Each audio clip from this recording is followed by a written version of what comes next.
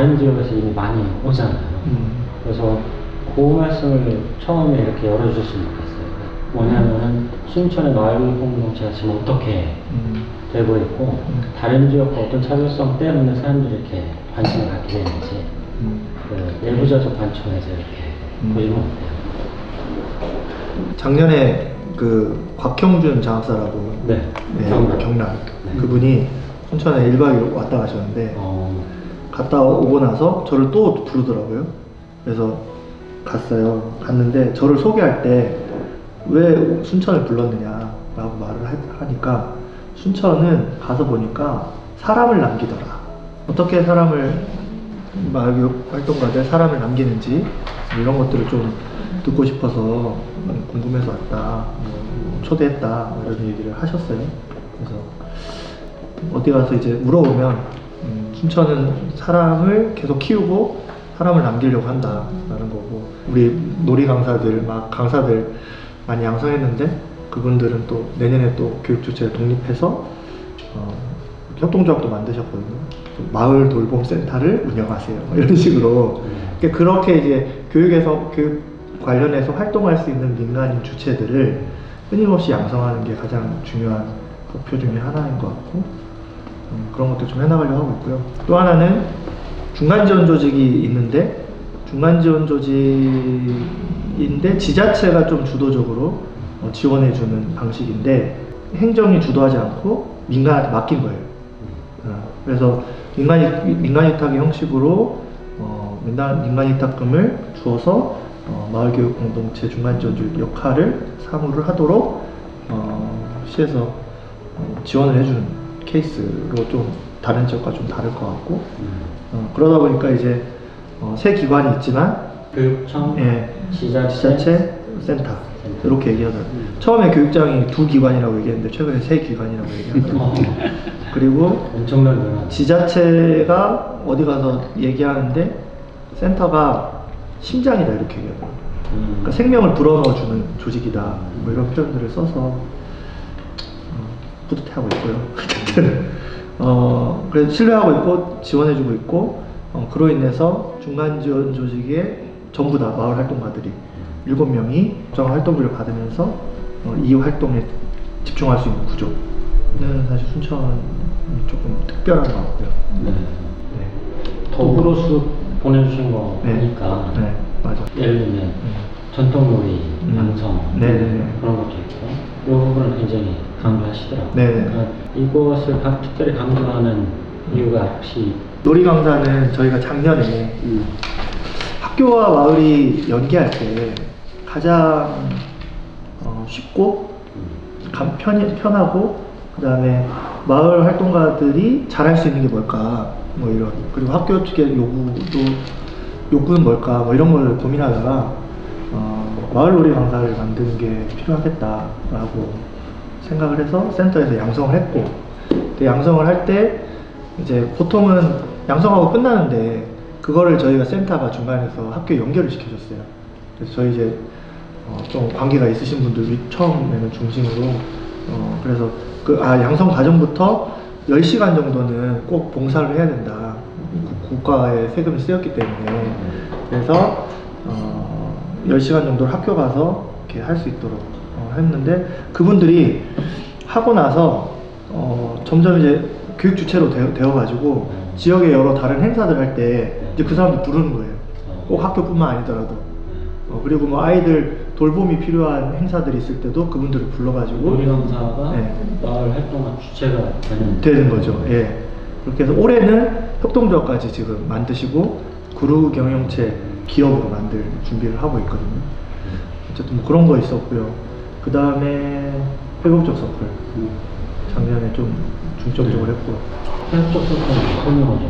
회복적 서클은 이제 서클 방식으로 공동체 갈등 조정하고 또 공동체 구성원들 사이에 이제 이야기들을 같이 나눌 수 있는 그런 과정 속에서 공동체를 구축해가는 그런 시간이 되는 것인데 순천이 여순 사건하고도 관련이 있고 뭐 생태도시다 이렇게 얘기하지만 또 평화를 지향하는 도시거든요. 순천 평화포럼이라고 네. 이제 뭐 작년에 1회가 있었고 올해 이제 또 진행이 되는데, 그런 것들과 관련해서 지역의 주민들이 회복적 서클 방식으로 갈등 조정이나 공동체 구축, 또 학교 안에 어떤 아이들 간의 갈등 조정, 이런 것들을 화해 조정시킬 수 있는 사람들로 마을 주민들이 강사로 진행자로 이렇게 자라가도록 하는 것도 이 센터가 하고 있는 여러 가지 그 특색 있는 것 중에 하나라고 생각이 들어요. 그러면 회복적 서클을 통해서 양성민 분들은 학교 안에, 학교에서 예를 들면 학폭이라든지 그런 문제가 발생했을 때 투입되고, 네. 학교 밖에서 공동체에서 어떤 갈등도 네, 요청이 있을 때 이렇게 이제 들어가서 갈등 조정할 수 있도록 그렇게 지금 준비하고 있고, 아직 그 학교 안으로 들어가는 부분은 이제 지금은 이제 강사단이 양성되고 있는 과정이다, 이렇게 보시면 돼요. 몇 차례 나가기도 했잖아요.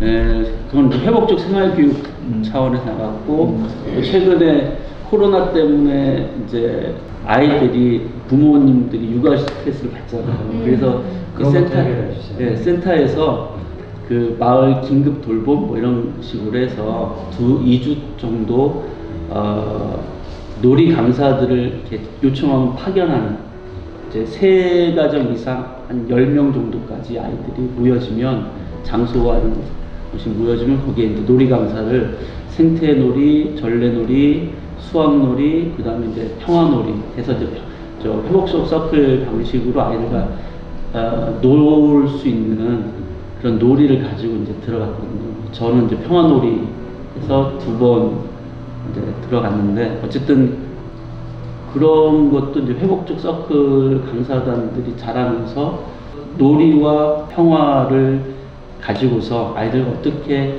놀면서 또 자기를 돌아보고 자기와 타인과의 감정을 어떻게 연결하고, 이런 것들을 놀이를 통해서 이제 해보는 거, 이런 것들 진행했었어요. 회복적 서클이나 회복적 그 활동은 제가 다른 데에서 들어본 다른 마을 공동체가 하는 것과는 전혀 차별화된 그런 거. 네. 혹시 다른 활동도 소개시고? 지역교육용 회복실천 공동체라고 하는 정담회 자리가 있어요. 정담회. 예, 정담회라고 이제 이름을 붙였는데, 보통 이제 협의체와 거버넌스 조직들을 만들잖아요. 근데 보통 이제 민간인들이 행정에 참여하는 방식이 위원회잖아요, 보통. 그래서 저희는 그거 자체에 대한 저 개인적으로 문제의식이 있었어요. 처음부터 그러면 우리는 위원회를 만들지 말고 실천 공동체를 만들자, 이렇게 제안을 했어요. 그렇게 해서 거기는 누구든 올 수 있고 언제든지 나갈 수 있고, 그리고 거기 그런 모임의 공론장을 만들어 놓고 사람들은 오게만 하자, 그런 컨셉이었거든요. 그래가지고 저희가 매달 한 번씩 이 자리에서 셋째 주 화요일에 여기에 이제 사람들이 모이는 거예요. 근데 그 중에는 시민들도 오고, 마을교육 활동가들도 오고, 교사들도 오고, 공무원들도 오고, 교육지원청 장학사도 오고, 뭐 지자체 실무자들, 담당자들 다 와요. 시의원도 오고, 시장님도 한 번 오시고. 그래서 물어봐요. 뭐 복장 이런 것도 막 편하게 오면 왜 어떤 마음으로 왔어요? 그러니까 마을 주민으로 왔죠? 약간 이런 식으로. 그리고 수평적이고, 뭐 누가 왔다고 와서 앞에 인사시키거나 그런 거 없이 모두 다 그냥 동등한 발언 할 수 있는 분위기 만들고, 저렇게 음식 같은 거 항상 준비해서 환대하는 그런 분위기를 계속 만드는데, 저는 그게 순천의 가장 큰 힘인 것 같아요. 그럴 수 있는 공론장이 있다는 거. 정담회가 그냥 이야기하는 자리에 고민도 같이 얘기하지만 그 이야기들이 또 때로는 구체화되는 경우들이 있으니까 더 의미가 있지 않나, 그런 생각. 저는 이제 주민으로 이제 주로 참여하는 쪽이었는데 그런 생각이 들더라고요. 저는 참여해서 한마디도 안 하고 갈 때도 있거든요. 그냥 다 어려운 얘기들 하시면 그냥 가만히 보고만 있는데, 어쨌든 여기서 이야기되었던 논의들이 그냥 꺼지지 않고 이렇게 구체화되어지는 시민의 목소리나 지역의 현안에 대한 이야기, 교육과 관련된 현안들에 대한 이야기들이 어떻게든 구체화시키려고 하는 노력들이 있으니까 그 정담회가 더 의미가 있어지지 않는가 그런 생각. 공론의 어떤 과정에서 결과물이라고 하는 어떤 게 있나요? 그러니까 바뀌었다. 우리가 바뀌고 마을이 바뀌고. 어떤 게 있었냐면 순천 각 지역마다 교육경비가 있잖아요. 네. 교육경비. 그 지자체의 평생교육과의 그 교육지원 팀장이 이 자리에 그 안건을 가지고 나온 거예요. 순천의 교육경비에 대해서 한번 이야기해보자. 그렇게 얘기를 하니까 사람들이 막 얘기를 한 거예요. 그래서 뭐 여태까지는 서울 가는 아이들에게 쓰여졌던 그 돈이 지역에 있는 보통의 아이들에게 쓰여야 되지 않겠냐라고부터 뭐 이런 이야기. 지자체가 엄청난 거죠. 대박. 네. 그러면 그것을 더 논의할 수 있는 TF를 꾸리자 해서 4차례 모임을 갖고 센터하고 교육지원청하고 지자체가 공동 주관해가지고 교육경비 포럼을 열었어요. 네. 그래서 많이 바뀌었어요. 실제로 그 예산이 69억에 대한 예산에 대해서 주민들이 결정한 방향을 결정한 거죠. 네. 그러니까 정말 그 주민참여 예산제가 네. 실현이 됐는데. 네. 교육 분야에 관련해서는 그냥 이 자리에서 그런 얘기들 오가는 거죠. 그러면 네.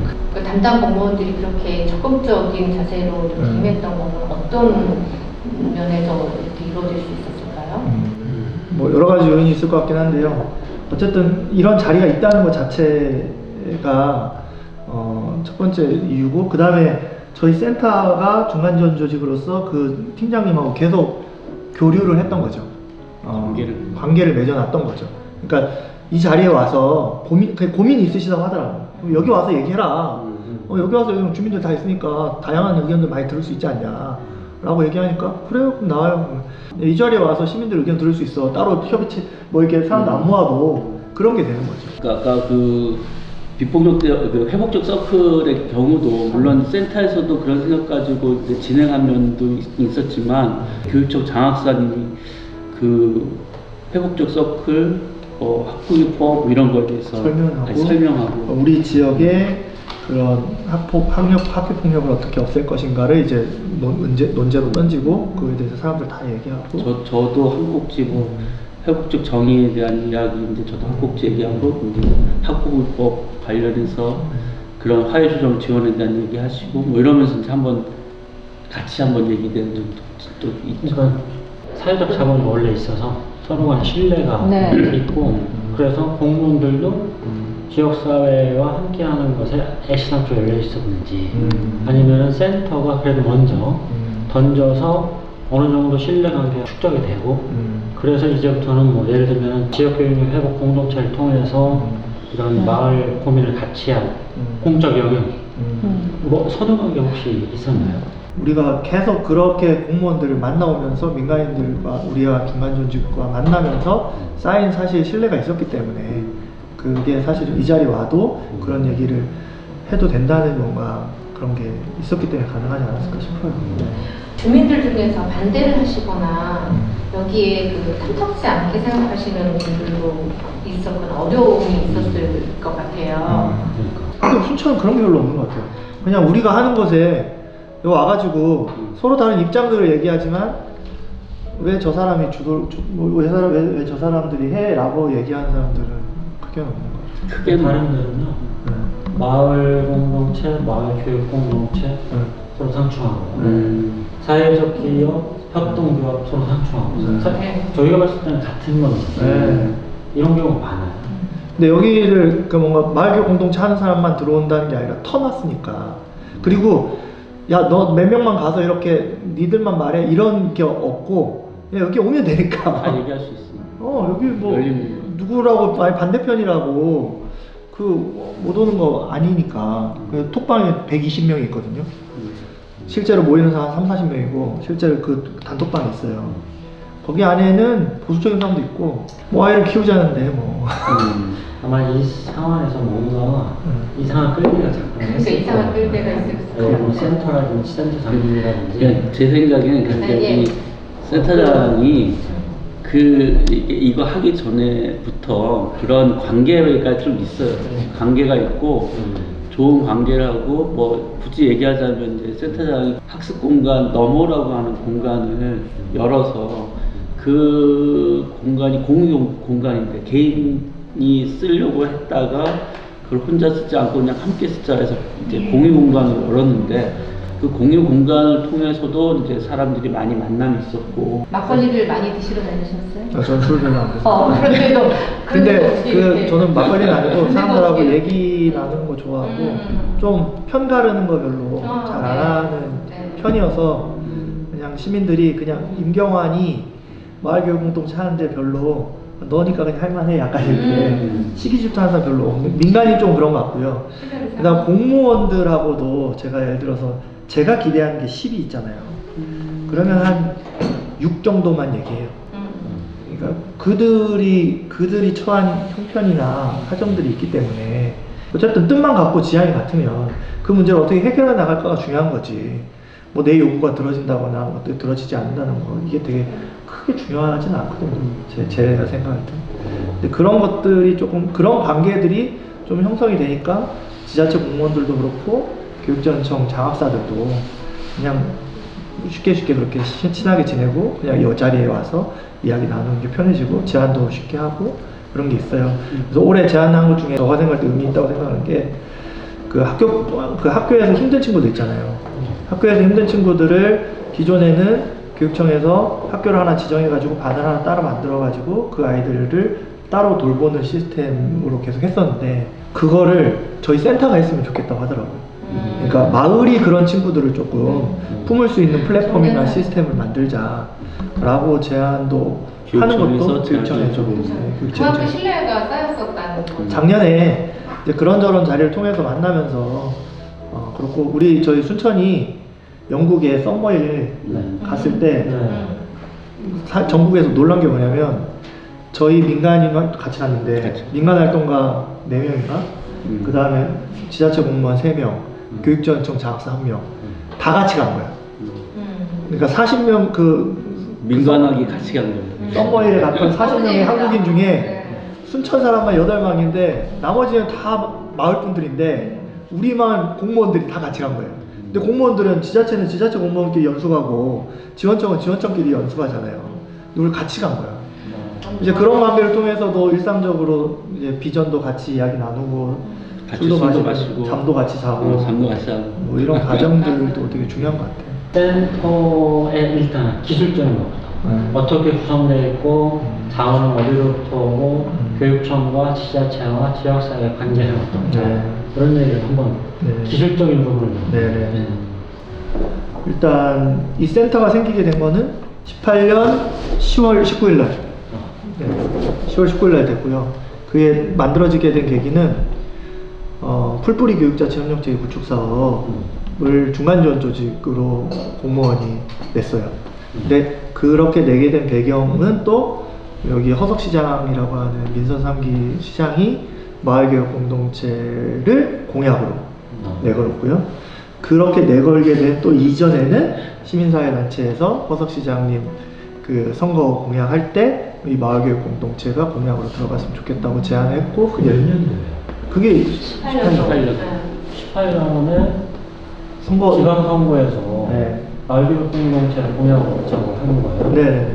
지역이 먼저? 네. 제안을? 네. 독특하네요. 획기적이네요. 시장 앞서가고. 교육을 고민하는 학부모 모임 뭐 이런 것들 있었습니다. 센터장 우리 사무국장님하고 지역의 뭐 환경단체 대표 뭐 여러분들이 선생님도 있었고 거기에 이제 한 1년 정도 모임이 계속 있어 왔고 그 모임에서 이제 말씀하신 대로 허석 시장님께 이런 제안으로 마을교육 공동체에 대한 그런 얘기들을 제안했었고 또 도교육감에게도 공약사항으로 교육감님 공약사항 한번 그 아까 그 너머라는 공간에 우리 교육감 그때 후보였지 오셔가지고 이런 얘기 듣고 좋다고 얘기하시고 그분도 공약사항이 됐고 나중에 이제 허석 시장님과 교육감님이 또 MOU를 맺어서 이것도 사업을 할 수 있도록 하고 정치력이 있으시네요. 마을교육 공동체도 정치다. 사실은 그런 것도 필요합니다. 그렇죠. 근데 2018년도면 그때 막 이렇게 마을교육 공동체가 조금씩 그 이름 자체가 확산되고 있었던 때거든요.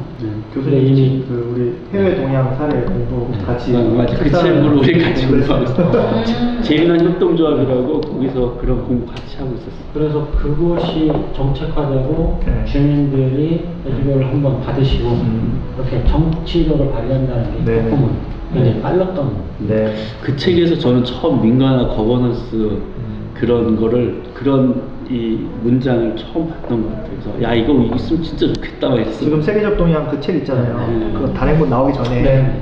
학술지 자료집 학술지. 그 자료집으로 공부했어요. 네. 그래서 그 공부하면서 우리 지역에 이게 필요하다라고 해서 시장님한테 제안한 거고 통로로 제안한 거고 받아들여졌고 그렇게 해서 이렇게 공약이 되니까 공무원들이 이제 자기 사업이 되는 거죠. 자기가 해야 될 사업이 되는 거죠. 그래서 예산이 3억 잡혔어요. 3억이 잡히고 매년 3억 이제 선거 공약으로서. 그래서 이제 센터가 만약에 교육부 사업이 안 놓았으면 그 다음 해에 아마 만들어졌을 거예요. 근데 이제 교육부 사업으로 여러 가지 주제가 있지만 여러 가지 그 사업 주제로 여러 가지를 제안할 수 있지만 그때 평생교육과에 지금도 있는데 이것도 저희 순천이 잘 될 수 있었던 요인 중에 하나인데 임기제 공무원이 담당이었어요. 이 사업의 담당. 지금 이제 6년인가 됐는데 계속 그 평생교육과에서 공동체 관련된 사업을 했던 거예요. 교육 공동체 관련된. 근데 그 친구가 생각할 때 마을교육 공동체가 잘 되려면 중간 지원 조직이 있으면 좋겠다라고 생각을 한 거예요. 그 친구가 그 생각까지 했으니까 교육부 사업 공모로 그 주제를 낸 거죠. 그러니까 잘 맞아 떨어진 거예요. 그렇죠. 그러다가 이거 누가 할래? 그래서 민간인을 찾았던 거죠. 그랬더니 이제 지역에 이런 활동을 하는 친구들이 있다. 이 친구가 했으면 좋겠다라고 제안이 들어왔고, 그걸 제가 제안을 받게 됐고, 그렇게 해서 이제 시작이 됐죠. 그러면서 초기 계획을 그 친구하고 저 같이 짰어요. 그 교육부 사업 공모를. 그러면서 이제 제가 주변에 지역에서 나름 교육 활동 하시던 분들을 하나씩 이제 모으기 시작한 거죠. 네.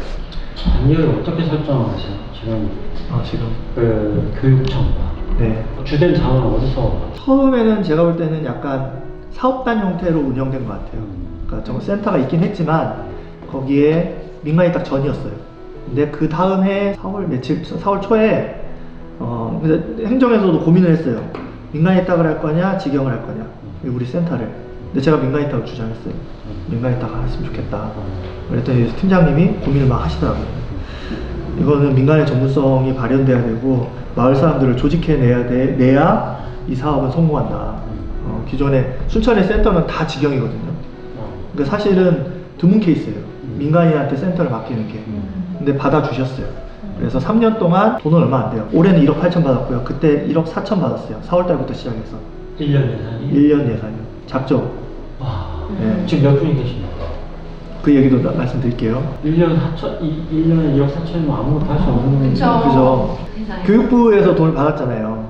근데 교육부 돈을 받은 게 저희로서는 좋은 거기도 하고 안 좋은 거기도 된 거예요. 교육부 돈이 없었으면은 3억을 저희한테 주셨을 텐데 이게 보태가지고 계산하시더라고요. 그러니까 여기서 한 1억 6천 받았으니까 1억 4천 정도 주면 되겠다 해서 민간인 납금을 1억 4천을 내보냈는데 올해 이제 교육지원청에 재원이 4,500 들어왔어요. 그러니까 교육지원청에서도 사업을 민간이 딱 잘 안 하거든요.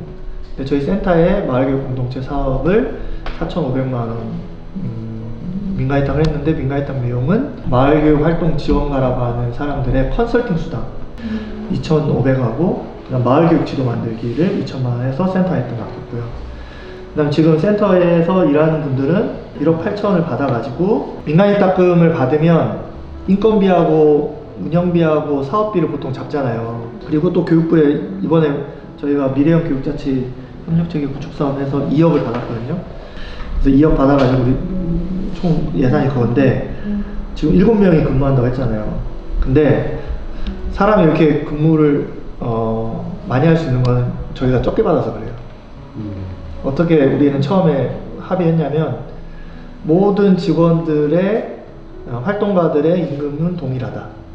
그래서 저희 센터 활동가 저 센터장하고 사무국장하고 저희 팀장하고 다 월급이 똑같아요. 시간 직책은 역할일 뿐이고 최대한 그리고 마을의 지역의 활동가들이 어렵게 활동하고 있지 않냐. 근데 우리는 어쨌든 생계를 보전하면서 이 일에 집중할 수 있게 된 것만으로도 충분하다 그래서 그럼 얼마 받을래? 그래서 이제 한 생활을 하려면 한 250 있으면 좋겠지만 230만 원만 받자 이래서 다 230만 원씩만 받는 거예요. 그래요? 네. 그래서 그렇게 동일하게 받고 여기는 이제 반상백이니까 더 작게 받고 저는 주 20시간밖에 안 해서 전 130만 원인가? 그밖에 받아요. 그러니까 월급이 같다는 게 아니라 시급이 같은. 시급이 같은 거죠. 시급 10,000원으로 다 통일했어요. 센터장부터 해서. 그래서 사무장님은 진짜 일 많이 하거든요. 시간을 많이 쓰고. 그러니까 좀 더 많이 갖고 여기 20시간이라고 저도 주 14시간. 근데 여기도 뭐 주 한 3, 40시간 일하는 것 같고 저도 한 2, 30시간 일하는 것 같은데 어쨌든 그 시급만큼만 이제 받는 거죠. 그냥 14시간 정도나. 그게 약간 문화예요. 뭔가 그 모든 사람들은 진짜 말로만 평등한 게 아니라 실제 동등하다라는 거를 조금 이걸 좀 센터 문화로 좀 만들고 싶은 것도 있었고 이게 우리의 그런 효과도 있지만 지자체가 볼 때 이해가 안 되는 거예요. 이 사람들은. 그렇죠. 그러니까 이 사람들을 믿기 시작하는 배경 자체가 또 하나 뭐냐면 얘들은 돈 벌러 온 게 아니다. 진짜 활동하려고 온 거다. 네. 그거를 믿어주는 거예요. 그래서 저는 이 관이 우리를 신뢰할 수 있었던 배경 중에 하나가 그게 중요한 요소였다고 생각해요. 아, 이 사람들은 뭔가 있었을 것 같아. 그러니까 이 사람들은 직장으로서 이걸 하고 있지 않네? 라고 하는 거 하고 그 다음에 실력이 있어야 되잖아요. 실력하고 그런 도덕성, 진정성 이게 확인이 되니까 그냥 믿어주는 거예요. 그리고 그 담당 주무관이 최근 이런 얘기 많이 하고 다니는데 민간이탁금을 받아서 90%를 인건비로 써도 됩니다 이렇게 얘기했어요. 자기가 책임지겠다 얘기했거든요. 그러니까 사업비는 10%만 써도 된다는 거예요. 근데 보통 민간이탁금 받으면 사업 많이 하라고 하잖아요. 근데 그 친구가 보기에 사람이 많아야 사업을 하는 게 아니라 관계를 맺으러 다닌다는 거예요. 맞아요. 근데 관계 맺으러 다닐 때 돈이 안 필요하잖아요. 근데 그걸 자기가 믿는다는 거예요 이제. 그래서 민간이탁금 세우는데 저희 인건비를 그렇게 많이 세울 수 있었던 게 그런 신뢰 바탕으로 해서 1억 8천 중에 인건비가 대부분이에요. 그 우리 민간이탁금 사업비 중에 운영비가 조금이고. 그래서 교육부에서 받은 사업비가 2억이 있으니까 민간이탁금에 사업비 넣지 마라 이렇게 얘기했어요. 그러니까 우리 민간이탁금에는 사업비가 없어요. 네, 지금까지 저희가 한 네. 30분 이상 얘기를 하면서 보통 이쯤 되면은 프로그램 얘기로 잔치가 되잖아요. 근데 여기는 첫 말씀이 여기는 사람을 남긴다라는 표현을 썼잖아요. 지금까지 프로그램 제가 SW에서 한번 물어본 거예요. 뭐냐면 여기 전통놀이 이건 프로그램이잖아요. 전래놀이. 맞아요. 네. 전래놀이가 강조되는데 또 다른 뭐 프로그램 보통 그걸 강조하시니까 그런 얘기를 들을 거라고 예상을 했는데 다 사람 얘기예요. 사람 얘기, 회복적 서클도 사람 얘기, 지역 교육력 회복 공동체도 사람 얘기고 센터 운영도 사실은 프로그램에 치우치지 않고 주로 이렇게 관계성을 축적하는데 중점을 두는 거예요. 지금 하고 있는 게 학교 톡밭 이런 거 좀 강사 양성 과정 하려고 그러는데 거기를 그러니까 그런 거를 시작하게 된 동기 자체가 뭔가 학교에 좋은 프로그램을 제공해 줘야 되겠다는 마음도 있지만 아이들한테 좋은 프로그램을 있지만 지역에 있는 사람들이 어떻게 교육 주체로 나설 수 있을까의 고민이 방점이 더 있어요. 그러니까 지역에 순천에 살려고 온 넥스트젠이라고 하는 청년들이 있어. 그 친구들이 제일 잘하는 게 교육농이에요. 생태 텃밭이고. 그러나 이 친구들이 지역에서 뭘 먹고 살았으면 좋겠어. 그러려면 학교가 안정적이기도 하잖아요. 그러면 우리는 그런 사업을 만드는 거예요. 그러니까 방향이 거꾸로 된 거예요. 저희 고민은. 그래서 학교에 관계를 맺고 그게 뭐 아이들한테 해야 되는 활동들은 아니잖아요. 그러면은 센터에서는 센터가 작년 같은 경우에 이제 놀이교육 과정은 저희가 이제 주도적으로 도교육청에 도와줘가지고 과정을 짰는데 이번에는 어떻게 하냐면 니들이 다 짜라. 그래도 강사비도 대줄게. 기획비도 줄게. 그럼 니들이 할 수 있는 대로 다 해. 우리는 지원만 해줄게. 그런 과정으로 계속 하는 거예요. 네, 그래서 그 친구들이 실제로 12차 시에 교육과정, 강사 양성 과정을 짜왔어요. 짜오고, 우리는 지원만 해주는 거야. 중간 지원 조직이든 센터라는 이름이면 네. 이러한 중간자적 역할의 기구가 가장 중요하게 해야 될 역할이 뭐라고 생각하세요? 연결. 연결. 네, 연결이죠. 그러니까 그 작년에 연결된 아주 자랑하고 싶은 사례가 하나 있는데 학교에서 1년 동안 교사가 그 아이들하고 여순 관련해서 공동 작업 소설을 만들었어요. 내가 그 소식을 들었어요. 페이스북으로. 그리고 그 선생님을 좀 기존에 알고 있었고, 근데 너무 아까운 거야. 아, 이게 좀 책으로 나왔으면 좋겠어. 그래서 저는 지역에 골목 책방을 하는 청년을 알고 있었어요. 그래서 둘이 만나게 해줬죠. 그랬더니 바로 되더라고요. 그래서 그게 책자가 나오고 그게 저자 사인회까지 이어지고, 그래서 지역의 아이들이 저자로 등극하고 여순사건 플랜카드에 뭐 잃어버린 뭐였지 제목? 뭐 잊을 수 없는 뭐 과거인가? 그거 저자 일동 이렇게 뭐 그런 역할들인 것 같아요. 그러니까 연결시켜주고, 그 다음에 그거는 마을과 학교를 이어주는 거고, 또 하나는 아까 말씀드렸듯이 관과 관 사이에 뭔가 윤활유 역할들을 조금 둘이 서로 부딪히면 터덕터덕거리는 게 많아요. 서로 자기 기관의 입장들이 있기 때문에 그거를 중간에서 촉진하고 만나자. 우리 작년하고 재작년에 제일 많이 썼던 단어 중에 하나가 자기는 중매쟁이. 중매쟁이. 네, 맞아요. 그래서 여기 나와요. 그래서 저도 보다가 중매장이라는 이름이 탁. 그리고 장 만들어주는 거. 그들이 마음껏 할 수 있는 장을 만들어주는 거. 공론장이든 뭐 지역의 청년들이 마음껏 활동할 수 있는 장이든 그런 장을 제공해요. 근데 사실은 그 일은 누군가가 처음부터 준비하고 기획하는 거는 그 사람들이 생업들이 다 있기 때문에 할 수 없어요. 그러니까 이것을 몰두하는 사람들이 초기 준비 단계까지는 판을 깔아줘야 돼요. 그러니까 판 까는 작업들은 사실은 저희 이 제머리 못 깎으니까 할 수 있도록 그렇게 해주는 거. 근데 그게 제일 중요한 것 같아요. 지금 보니까 중매쟁이 역할이 그 말씀하시는 걸 볼 때 연결해주는 거예요. 우리 역할을 해서 해주는 뭐 누가 뭐 잘한다 그러면 학교 연결시켜주고, 그 다음 문제는 이제 거기서 이루어지는 일들이니까 거기까지 만나게 해주는 장. 그리고 현장을 다지는 역할들이 센터가 해야 될 것 같아요. 이게 어떤 얘기냐면, 만약에 교육청이나 지자체에서 공모사업을 했어요. 공모사업을 했으면 바쁘기 때문에 몇 번 못 가요.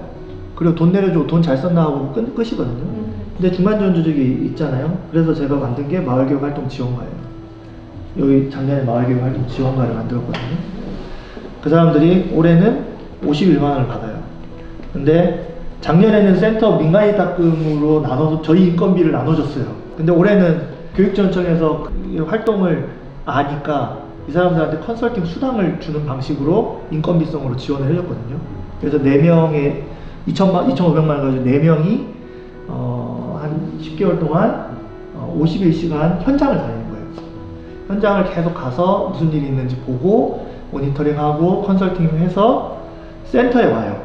센터에 와서 일주일에 한 번씩 공유를 해요. 같이 강독하고 공유. 이제 그 작업도, 그러니까 층위마다 좀 다르죠. 우리는 사실은 저희들이 주로 하는 거는, 저희 센터 상근 직원들이 하는 거는 실무협의회나 지역공동체, 실천공동체나 라고 하는 민간학 거버넌스 자체가 돌아가는데, 거의 그 역할을 주로 하고 밑에 마을교육활동 지원가들이 현장을 다니고, 그 현장에서 다녀온 여러 가지 이야기들을 센터와 같이 공유하고, 근데 이 활동가들이 할 수 없는 역할들을 우리가 직접 가서 컨설팅 해주고, 역할 분담 배분이 좀 있는 것 같아요. 잘 짜여져 있다는 느낌이 들고, 그 자기조직화가 이제 좀 만연해. 지자체가 직영하듯이 운영하는 곳이 있어요. 근데 지금은 지역마다 조금씩 형편에 맞게, 상황에 맞게 취사 선택할 필요는 있지만, 그래도 지속 가능성을 높이기 위해서 어떤 모습이 가장 효과적이라고? 저희 같은 경우는 지금 나중에는 재단으로 좀 가자 이런 얘기가 있긴 해요. 지금은 아닌데, 근데 우선 우리는 민간주도 형이라고 봐야 되나? 아니면은 요즘 저는 시민참여형이라고 얘기하고 싶은데, 오히려 뭐 민이 주도하냐 관이 주도하냐 이런 것보다 근데 이제 보통 민한테 민간 입당을 했을 때 대민 접촉력이 훨씬 높기 때문에, 그리고 지역 마을 사람들을 조직할 수 있잖아요. 마을 사람들이니까. 그리고 교육지원청에서 교사와 연락할 때하고 그냥 우리 활동가들이 교사한테 전화했을 때 교사들이 느끼는 것도 달라요. 네. 그런 차이점들이 있는 것 같고, 민간인들이 관에서 자기들을 뭔가 소비하고 대상화한다는 느낌들을 받기 쉬운데, 이 민간이 뭔가 활동가들이 움직여서 할 때는 그러한 것들은 조금 그런 우려는 적을 수 있겠다는 생각이 들고요. 그 다음에 민간에 맡겨졌다 하더라도 민간 활동가들이 어떻게 하느냐에 따라서 추후에 뭐 행정과의 부서 협력이라든지 뭐 교육청과의 관계는 충분히 보완될 수 있다고 생각해요.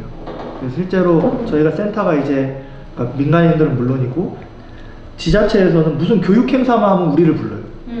우리한테 맡기려고 그래요. 그러니까 교육은 얘네들이 한다. 교육과 관련해, 지역교육과 관련해서 얘네들이 잘할 수 있다라는 것만 되면, 오히려 평생교육과에 지경이 있을 때는 부서 하에 있는 하나의 조직이지만, 지금 여기에 있을 때는 뭐 자치혁신과에서도 우리 불러서 쓰고 도시재생과에도 우리 불러 쓰는 게 편한 거죠.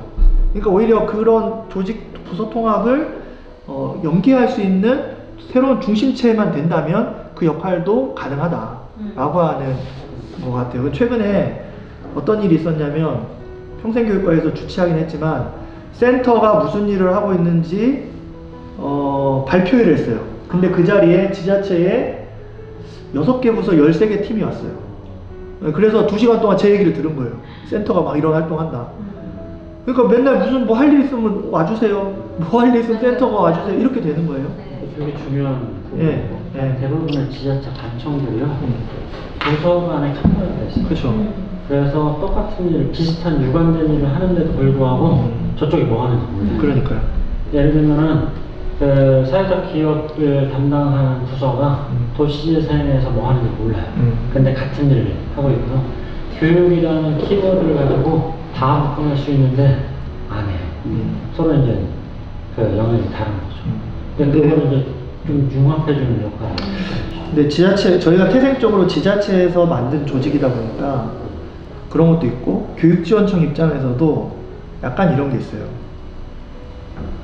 얘네가 왜 교육을 주도하냐. 근데 그 오해는 조금 많이 풀렸지만 여전히 교육지원청은 지역에서의 교육의 전문가는 우리다 라고 하는 것들이 여전히 있긴 해요. 그래 여전히 지자체 조직으로 보고 있어요. 근데 이제 그 단계를 좀 많이 넘었어요. 그래서 무슨 일을 할 때 풀뿌리하고 같이 해라, 이제 같이 하는 단계가 됐거든요. 그러니까 우리는 지금은 어떤 단계냐면 새 조직이 공동행사 진짜 많이 해요. 그런 단계까지 갔어요. 문제는 교육청이 제안하고 지자체가 주도하는 모습이에요. 지금의 그 마을교육공동체 혁신교육청 사업. 그러면서 가장 중요한 주체가 누군지를 몰라요. 그러니까 교육청은 제안만 해놓은 거고, 잘 되고 있는 곳은 대부분 지자체가 견인해서 끌고 가고 있거든요. 근데 마을교육공동체는 누가? 라고 했을 때는 둘 다 빠지는 경우가 많아요. 사실 결국 중간 지원 조직 이렇게 잘 된다면 이런 건데, 잘 안 된다면 남는 게 하나도 없어요. 그냥 프로그램은 그냥 어느 순간 사라져버리는 그 프로그램.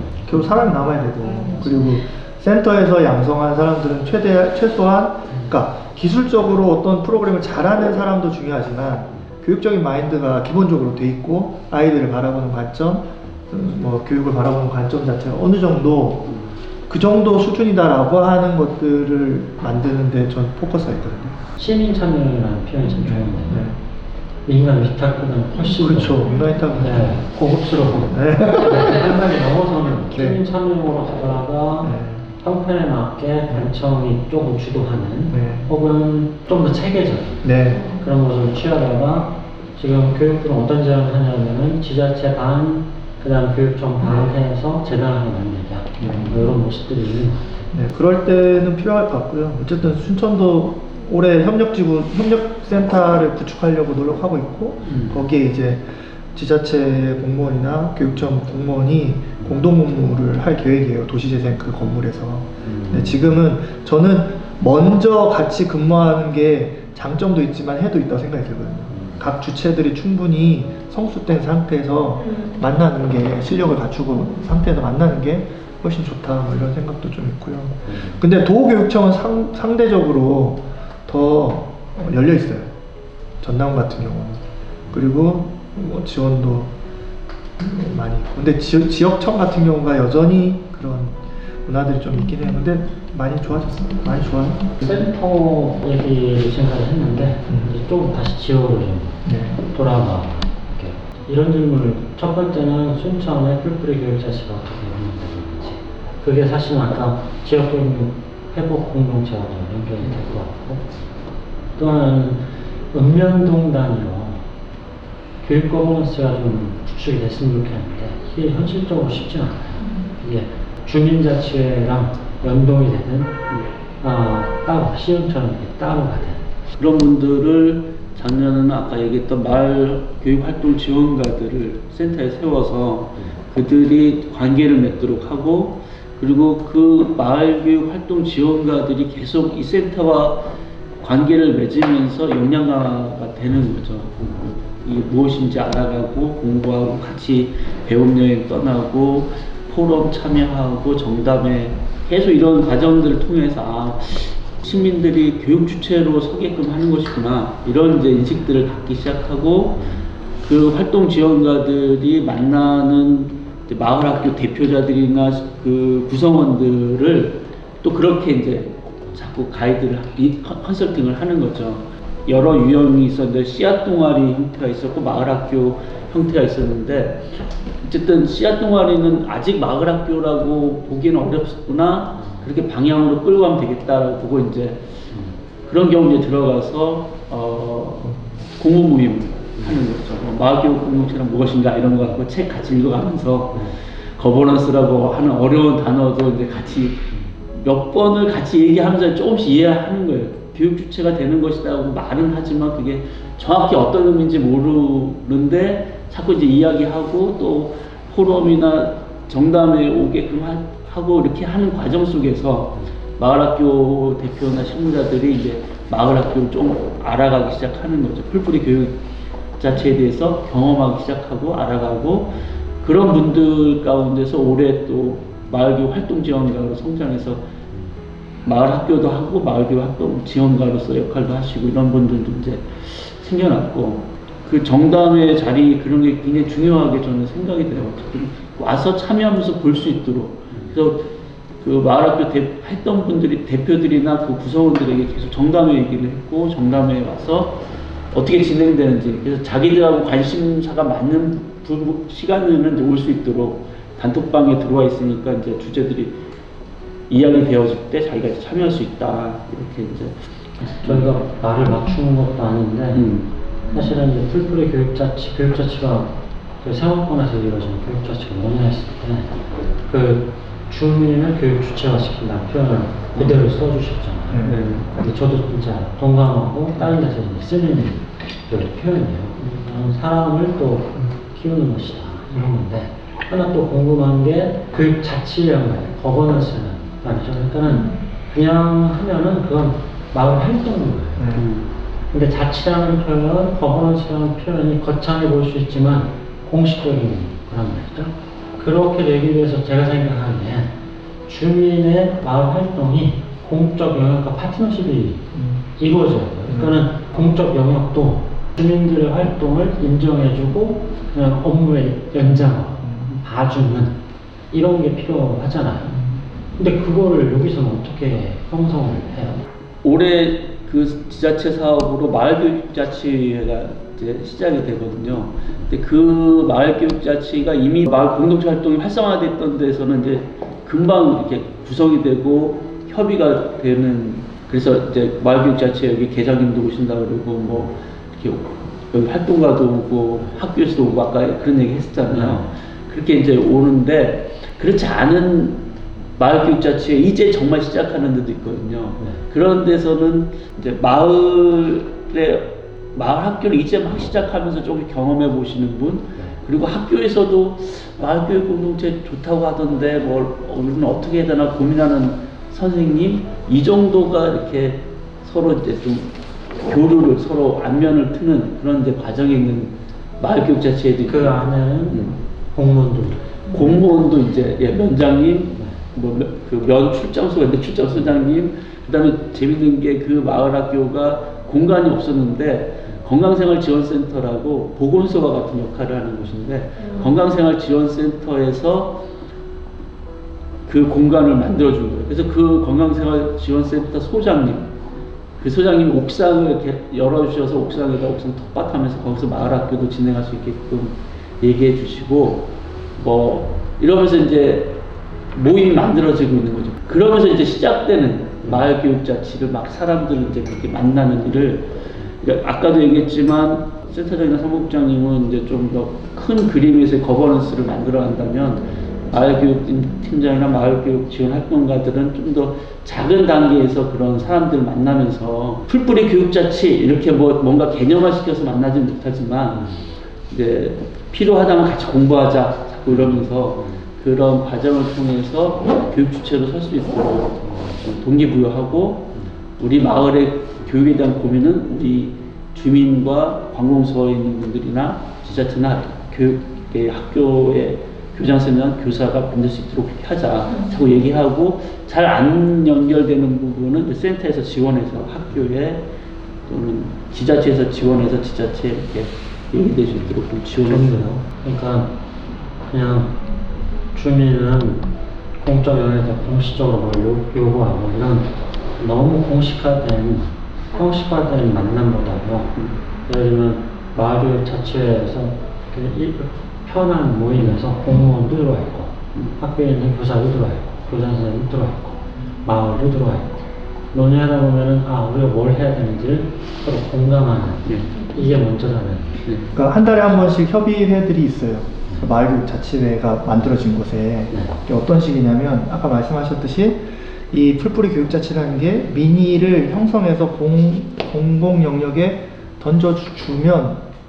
던져줘서 그들이 받느냐 안 받느냐 문제가 아니라 기구의 그 담당자들이 나오는 거예요. 그러니까 예를 들어 나감 같은 경우에 재밌는 사례를 말씀드리면 그 나감 마을학교 공모사업 신청하는데 면접을 면장님이 오셨어요. 면접 대상자가 교사, 면장, 마을활동가 3명이 왔다니까요. 심사받으러. 그러니까 그런 정도라는 거예요. 나간에 한 달에 한 번씩 모여요. 근데 거기에 누가 오냐면 면장님, 그 면 직원, 그 다음에 학교 교장, 교사, 마을교육활동가, 주민자치위원장 다 오는 거예요. 그러니까 그 회의 협의체에서 우리 마을교육 공동체를 어떻게 할 건가를 계속 논의하는 거죠. 그리고 제가 이번 사례를 보니까 시작 단계는 그게 제일 중요하더라고요. 주민자치위원장이 얼마나 열려있느냐. 주민자치위원장이. 그러니까 신청하신 분들이 대부분 주민자치위원장이 마을교육 공동체의 명확한 개념은 모르지만 우리 지역의 마을의 교육 문제에 대해서 고민하고 싶다라고 하는 분들이 있는 곳이 시작되더라고요. 그래서 별량의 주민자치위원장 현영수 위원장님은 농사꾼인데 사업계획서에 뭘 제안했냐면 정책마켓, 몽실학교에 가서 정책마켓을 그 위원장이 얘기하는 거예요. 그 정도의 마인드들이 가지고 있는 지역들은 빠르더라고요. 그리고 거기다가 행정 직원들은 기본적으로 도와주려고 해요. 그러니까 시장님이 지금 시정 철학이나 방침이 여기 순천은 새로운 순천 시민과학회예요. 그게 무조건 시민들한테 다 물어봐요. 그 주도권을 다 넘겨줬어요, 사실. 그래서 공무원들도 기본적으로 시민들한테 얘기를 들어야 된다는 사실은 공직 문화가 있는 거예요. 순천 인구가 얼마나? 28만 원. 28만. 예. 그래서 별량의 면장님 행정 지원해 준다고 오고, 나간의 면장이라는 어디 그 총무팀장 와서 회의에 와 있고, 교장 와 있고, 마을교육 대표 와 있고, 막 이러는 거예요. 그러니까 그런 것이 그거는 민의가 거기서 그냥 그러니까 민의라기보다 공의가 거기서 형성이 돼버리는 거죠. 따로 민의를 형성해서 올리는 게 아니라 그거 자체가 공의인 거죠. 민의와 공의를 구분할 필요가 구분할 필요가 보통은 민의가 형성돼서 제안하면 국민이가 그거를 받아야 되나 말아야 되나 심사하듯이 하는 건데 이거보다는 민의할 때 공의가 형성돼야 같이 와서 논의하면 되는. 그리고 거기 대장은 주민자치위원장이에요. 교육 민의가 됐든 교육 마을교육 자치회가 됐든 교육은 교육 따로 주민자치회는 주민자치회 따로가 지금이에요. 그리고 마을 교육 자치회도 있는 데는 뭐 거의 없는 거고 시흥 같은 경우는 주민자치회는 또 다른 배정을 하는. 일본은 주민자치회 마을 자치가 하나의 분과로 들어가 있어요. 전략이에요. 네. 그래서 어느 게 옳다를 제가 판단하기 전에 어떻게 생각하세요? 이게 마을교육 자치가 제대로 이루어지려면 주민자치의 힘과 함께 그 안에서 분과로 활동하는 게 훨씬 더 나을 건지 아니면은 주민자치 워낙 업무도 다르고 영역이 달라서 주민자치회가 따로 운영되는 게 훨씬 더 좋을지. 저희 지자체에서는 어떤 거가 있냐면 이제 주민자치위원회에서 주민자치회로 점점 전환하고 있잖아요. 네. 그 담당 부서의 주요 사업 중에 하나가 풀뿌리 교육자치로 들어가 있어요. 그러니까 주민자치회의 하나의 사업으로 마을교육 공동체를 가져가겠다는 거거든요. 거기 어디라고요? 자치혁신과에 그 주민자치 담당하는 부서가 있잖아요. 분과가 하나 있다는 거죠, 거기. 그러니까 공무원도 그렇다는 거예요. 그러니까 주민자치회도 그런 구조로 나가려고 하는 데도 있고. 근데 그것들이 어떻게 알았어요? 교육 영역을 잘 모르시잖아요. 근데 행안부에서도 요새 그런 얘기 많이 하더라고요.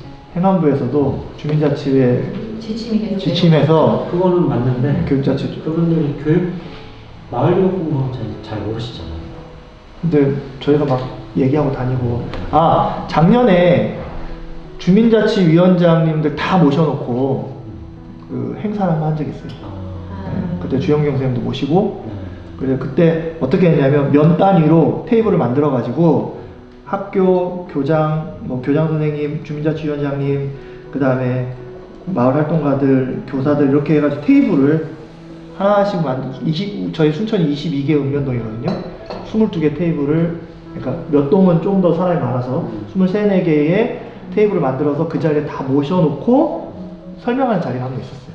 근데 그런 건 다 기획력이 엄청나시네. 그렇죠. 작년에. 지금 그 지원처가 같이 했어요. 필요한 거 요소요소 다 이벤트가 됐든 설계가 됐든 모든 게 다 배치가 되어 있네요. 그래서 그분들이 거기 와서 듣고 가신 분 중에 관심 있는 분이 이번에 지역 그 지자체 공모 사업을 신청하신 거죠. 지금 마을교육자치회를 하는 6개 팀 중에 5개 팀은 그런 경우인데 이제 1개 팀은 그렇지 않은 경우거든요. 그렇지 않다는 그러니까 마을교육자치가 따로 있는 분리되어 분리되어 있는 거죠. 주민자치에는 아직 관심이 별로 없고 신도시라 꽤 커요. 단위가 큰 규모고 새로 만들어진 형성된 도시가 몇 년 안 됐어요. 한 4, 5년 돼 있어서 주민자치회가 그렇게 활성화되어 있지 않아요. 제가 봤을 땐 주민자치회가 활성화되고 어떤 주민자치 자체가 성숙함에 있을 때는 괜찮은데 그렇지 않을 때는 그냥 따로 가다가 어느 지점에서 만나는 것도 괜찮지 않나 이런 생각도 좀 들어요. 언젠가는 만나게 되고 서로 성숙한다면. 네. 초반에 그렇게 분리됐을 때 예를 들어서 활성화되어 있는 주민자치가 활성화되어 있는 지역도 있었어요. 근데 거기 아직 신청을 하지 않았는데 그쪽 입장에서 볼 때 야 우리가 주민자치회인데 니들 이름도 비슷한 게 마을교육자치회라고 나와가지고 우리의 영역을 이렇게 침범하려고 하는 거 아니냐라고 하는 부분이 되게 조심스러워서 저희도 뭐 행정에서 뭐 전 주민자치위원회 일괄적으로 다 마을교육자치회 해라 이렇게 하지 않았던 거거든요. 그러니까 준비된 곳부터 그 차분히 주민자치회 중에서 마을교육자치회를 같이 갈 수 있는 곳을 우선적으로 사례를 보여주는 거예요. 이런 것도 가능하다. 그래서 그쪽 분들이 좀 이쪽에 관심을 가지기 시작하면 그때 제안해도 그러니까 순천에도 주민자치회가 또 활성화되어 있다고 하는 곳이 있지만 교육자치 쪽으로의 역량은 성숙되지 않은 데도 있거든요. 그런 데는 주민자치위원장이 생각은 있어도 이렇게 시도를 못하는 이렇게 진행해서 성장하되 주민자치회와 결국 만나게 된다 이렇게 이제 안내하고 그래야 될 필요성에 대해서 이야기하고 그런 거죠. 잘 만나야 될 것 같아요. 그러네요. 네, 근데 오늘 뭐 또 재밌는 사례인데 사무국장이 왜 오늘 못 오셨냐면 오늘 강의하러 가셨어요. 근데 어떤 강의냐면은 왕지초등학교 교장 선생님, 교감 선생님, 마을 활동가들 플러스 왕지호 2동 주민자치회 3명 같이 와서 이제 풀뿌리 교육자치회 공부하는 자리예요. 그러니까 교장 선생님이 이분들 초대한 거예요. 그러니까 이런 식으로 자연스럽게 이 사람들이 이것의 가치에 대해서 알아가고, 근데 사실은 잘 알면 지역의 아이들을 같이 함께 키우자는데 그 대의에 대해서 반대하거나 거스를 수 있는 주민자치위원장은 명분이 없잖아요. 아니, 거스를 수 없는 거거든요. 많은 분들이 궁금해요. 왜냐면은 도대체 농산어촌 마을교육 공동체는 뭐고 도시형 마을교육 공동체는 뭐냐, 이런 건데 아마 순천하고 그게 동시에 공존하고 있는 그런 상황인 것 같아요. 이 각각의 특징이나 아니면 그것들이 지향해야 될 바가 다른가요? 저는 그 신도심 쪽에서 더 많이 사람들 만나고 그렇게 하고 있는데, 교육 주체로 서시는 분들이 자기들이 아이들에게 어떤 것을 줄 수 있는가에 대한 고민이 저기 월등에 이렇게 복숭아 농사하시는 분들이 가지는 고민하고 많이 다르더라고요. 복숭아 농사하시는 분들 가운데서는 어떻게 하면 우리 아이들이 도시의 아이들 못지않은 어떤 경험을, 교육적인 혜택을 받을 수 있을까, 이런 고민들을 한편에 하시거든요. 그런데 또 도심에서는 어떻게 하면 아이들이 경쟁하고 이렇게 막 그런 게 시달리는데 조금 더 좀 이렇게 자유롭게 뭐 할 수 있는 그런 것들을 찾을 수 있을까, 이런 그 고민들이 다르기 때문에 생각하는 지점의 그림이 마을교육 공동체 그림이 좀 달라질 수는 있을 거라고 생각해요. 그래도 결국은 아이들에게 좀 더 본질적인 교육의 본질을 찾을 수 있는 그런 교육을 장을 만들자, 좀 그런 측면에서는 이제 공통되는 것 같고, 저는 최종 목표는 같다라고 생각하거든요.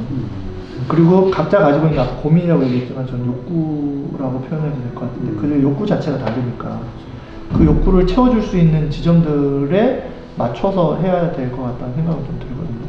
그리고 도심 같은 경우는 워낙 자원은 많고 서비스도 많은데 다들 그분들이 사실은 마을교육 공동체를 접하는 게 그냥 마을 학교를 접하고 프로그램을 접하고 소비하고 이 정도 수준으로 모든 것을 대하는 측면이 강하신 것 같아요. 근데 그렇다고 해서 그 사람들을 바꾸면 좋겠지만 실제로 전 바꾸기는 쉽지 않다고 보거든요.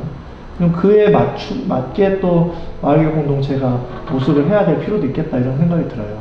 그렇지만 그럼에도 불구하고 그러면 학원의 사교육기관과 뭐가 다른가 라고 하는 질문에 대해서는 답을 해야 된다.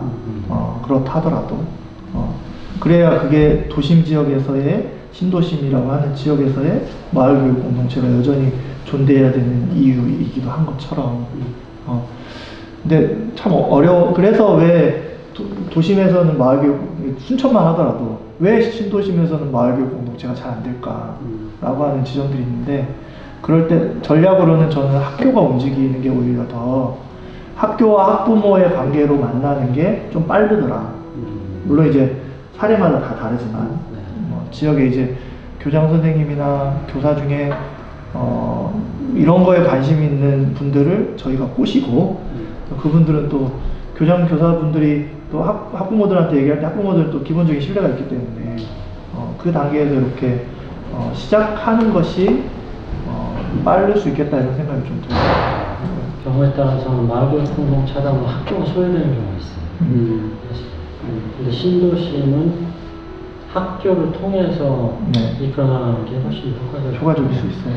이제 마을 학교에 대해서 제가 여쭤보고 싶은 건 거기도 이제 놀이 교사들을 구성해서 함께 할 수 있도록 하는데 이게 지속 가능하지 못하는 경우들이 있었던 게 봉사활동으로 끝나는 경우들이 있어요. 왜냐면 그들도 어떤 시간을 할애해서 왔는데 장사료라든가 또 비용적인 부분에 대해서는 책정이 되어야지만 이게 지속 가능할 수 있잖아요. 근데 그렇지 못하고 그냥 와서 이렇게 시간을 봉사로만. 교사로만 하고 해서 그 봉사로 해버리면 그게 이제 한계가 있더라고요. 그래서 근데 그 운영에 대해서는 어떻게 진행이 되시는지 여쭤볼게요. 그 놀이도 아까 뭐 얘기했지만 협동조합 형태로 예. 이제 해서 작년에도 제가 알기로는 학교의 운동회를 직접 다 주관해서 그걸 진행한 거예요. 그런 거는 이제 충분히 강사비나 행사 진행비 이런 것들을 통해서 이렇게 운영할 수 있는 거죠. 그러니까 교육이라는 게 사실 공적 서비스인데 교육을 가지고 돈을 벌기가 쉽지 않죠. 외부 그 사람들의 뭐 서비스로 제공되는 것으로 생각하면 좀 어려운데 사실은 지자체에서 공적인 영역에서 교육이라는 파트로 사실은 지출돼야 될 예산이나 돈이 있거든요, 지역에.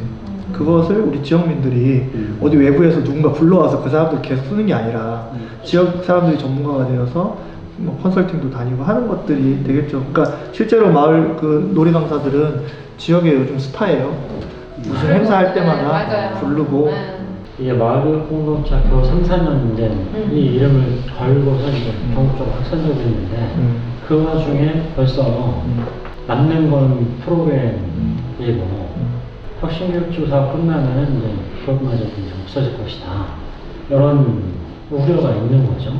그리고 저희가 고민하는 거는 혁신교육조사 사업이에요. 언제가 종료를 염두에 둔 일회성의 사업일 수밖에 없습니다. 그러면 사업 넘어서 이게 지속 가능한 교육 실천, 내지는 운동이 되기 위해서 마을교육 공동체가 목표해야 되는 큰 틀에서 말씀드리면 작년에 그 사례인데 나간 같은 경우는 혁신학교가 아니었어요. 혁신학교가 아닌데 처음에 그 교사 중에 한 분이 마을교육 공동체 경험을 한 거예요. 그러니까 마을과 그 선생님이 학교에서 그냥 열심히 뭔가 계속 아이들 잘 만나면 최고다라고 생각했던 분인데 막상 그 아이들이 마을과 이렇게 연계 프로그램을 통해서 이런 활동들을 해보니까 애들한테 너무 좋은 거야. 그런 깨달음을 얻었어요. 그래서 그 사람은 그 지역에 집도 구하려고 하고 있고 그 지역에 산다고까지 얘기가 했어요. 근데 그런 사람은 예산이 나중에 없어도 그 사람 교사잖아요. 그 다른 학교를 가든 그 학교에 계속 남든 다른 학교에 또 가든 그 일을 할 것이고, 그 다음에 여기 지역은 내가 볼 때는 프로그램 지금 지자체나 이런 것들이 계속 그 교육 예산들이 있어도 그냥 일부 업체들이 사실은 소비하고 끝나버리는 형태로 다 예산이 갔다면 그 예산들이 몇몇 교육센터들을 만들어서 그 여기 있는 지역 주민들이 실제 그 센터를 운영하는 방향으로 인력 구성들을 만들어 놓고 만약에 중간 지원 조직이 없어진다면 그것만으로도 그 사람을 남겨놓고 중간 지원 조직이 해체되면 학교는 학교대로 마을과 학교가 경험해서 좋았던 경험들을 계속 풀어낼 것이고 지역의 그런 사람들은 그런 일자리를 통해서 지역에 남아서 계속 교육과 관련된 의지를 제기할 것이고, 그래서 여기는 맨날 얘기하는데 평화교육센터장 하시고 그 다음에 우리 노마을 놀자 대표는 마을 돌봄 센터장 하시고 뭐 아까 얘기한 학교에 다 함께 돌봄 그 학교에 힘들어하는 친구들 민간한테 맡긴다고 했잖아요. 센터에. 네. 그거 우리 풀뿌리가 하는 게 아니고 다른 또 센터가 만들어져서 마을 뭐 그런 친구들 돌보는 센터 뭐 이런 것들이 유기적으로 계속 만들어지면 지역에 그런 센터들이 모여가지고 계속 고민만 해도 지역에 계속 교육과 관련된 논의들이 끊임없이 이루어질 수 있는 거니까. 학교에다가 내 아이를 맡기는 것으로 내 교육이 모두 끝났다라고 생각하는 게 아니라 학부모이지만 내가 교육 주체로서 역할을 할 수 있다라고 하는 어떤 인식 변화들이 생겨나기 시작하면 학교와 연결해서도 그냥 학부모의 뭐 학교가 필요한 일을 도와주러 가는 그런 사람들이 아니라 대등한 관계 속에서 학교에 제안하기도 하고 학교의 고민을 듣기도 하는 어떤 교육 주체로 잘할 수 있도록 이 마을 학교 구성원들이 계속 그런 인식 변화들을 가져가는 것이 생기는 거, 그런 것들이 일단 이 사업이 멈춰도 또 다르게 또 어떤 형태로 사업을 일으켜서 가게 되지 않을까 그런 생각도 듭니다. 그냥 지역에 춘천에 오면 춘천에서는 뭐 학교 말고 마을에서도 그냥 아이들을 다 책임지고 같이 키운대라고 하는 문화가 이런 전통이 될 경험을 수 통해서 있도록. 확산이 되면 그렇게 정착이 돼버리면 그거는 못 바꾸지 않을까. 오랜 시간 이렇게 말씀 주셔서 감사합니다. 네, 제가 감히 이렇게 두 분 말씀을 요약하자면 마을 공동체는 사람 중심이 돼야 된다. 이런 그 말씀을 한 시간 반 동안 해주신 것 같아요. 하여튼 뭐 좋은 말씀 해주셔서 감사하고요. 또 마을을 위해서 같이 이렇게 하겠습니다. 감사합니다. 네. 감사합니다.